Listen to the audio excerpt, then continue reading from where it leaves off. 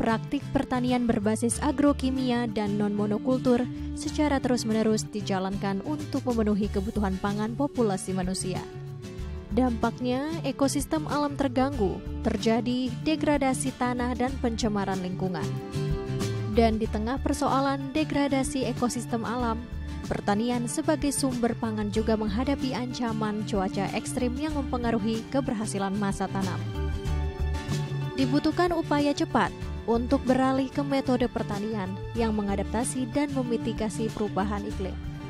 Seperti yang dilakukan oleh Bina Desa, lembaga organisasi non-pemerintah di bidang pemberdayaan sumber daya manusia pedesaan yang didirikan pada tanggal 20 Juni 1975 di Jatiluhur, Purwakarta, Jawa Barat. Lembaga ini telah memperkenalkan praktik pertanian alami kepada para petani dengan tujuan untuk mendorong sistem pertanian berkelanjutan yang sesuai dengan kearifan lokal. Nilai-nilai penting dalam pertanian alami diantaranya adalah kemandirian petani tanpa harus bergantung pada industri penghasil benih, bibit, pupuk, dan pestisida. Selain itu, orientasi pertanian alami juga mengedepankan kepada hasil kualitas pangan yang sehat dan tidak merusak ekosistem alam.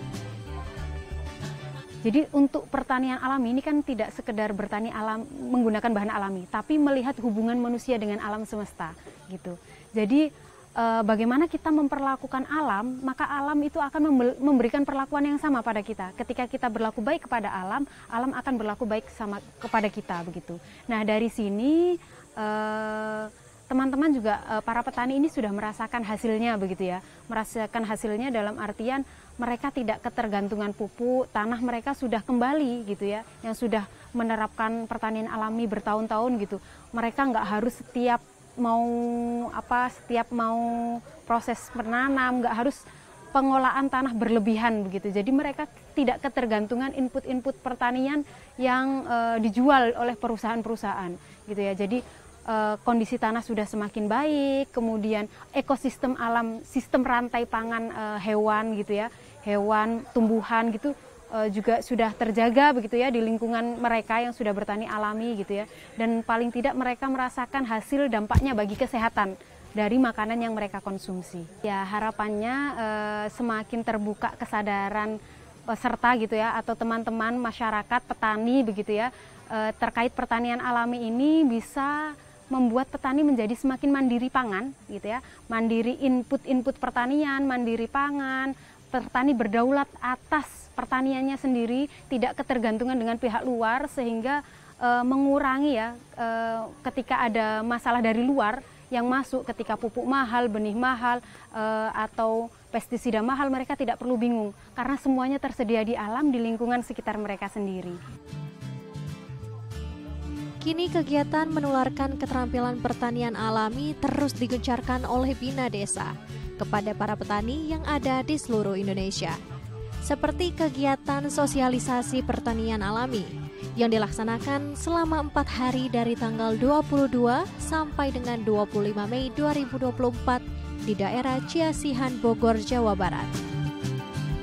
Diikuti oleh 33 petani yang berasal dari Jawa Tengah, Jawa Timur, Jawa Barat, Sulawesi Tengah, Sulawesi Barat, Sulawesi Selatan, dan Sumatera.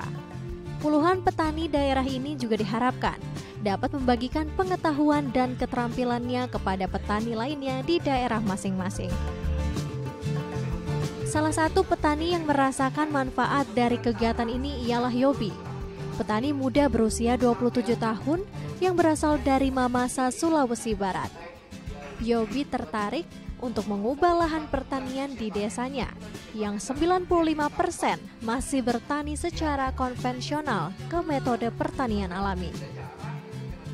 Paling pertama tentu saya bertani itu masih kurang dalam persoalan pengetahuan bagaimana meramu bahan-bahan yang berada di sekitar, tetapi bisa digunakan dalam bentuk pertanian alami. Dan syukur sekali saya bisa datang di sini, sangat banyak wawasan baru yang bisa dibagikan di kampung halaman setelah pulang dari sini.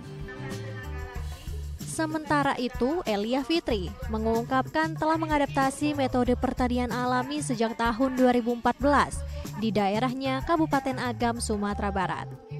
Meski sulit mengajak petani lain ikut metode cara bertani konvensional, namun Elia Fitri tak patah semangat demi mengembalikan keseimbangan ekosistem alam pertanian di desanya. Saya sebagai kader ingin mensosialisasikan ke teman-teman sama-sama petani itu, karena saya sudah mendalami kayak mana bertani alami itu dengan biaya dari segi ekonomi, biaya mengurangi biaya, terus dari segi untuk mendapatkan kelestarian lokal itu, kami mendapatkan pupuk-pupuk itu dari yang ada di alam sekitar. Jadi itu makanya saya mengajak ini biar lingkungan itu nggak tercemar lagi dari kimia-kimia. Bersinergi dengan alam menghasilkan hasil pangan mandiri untuk keluarga, dan menghargai lingkungan dapat dilakukan dengan mengolah lahan pertanian secara alami. Meili Puspita, Reski Adrian, Dai TV.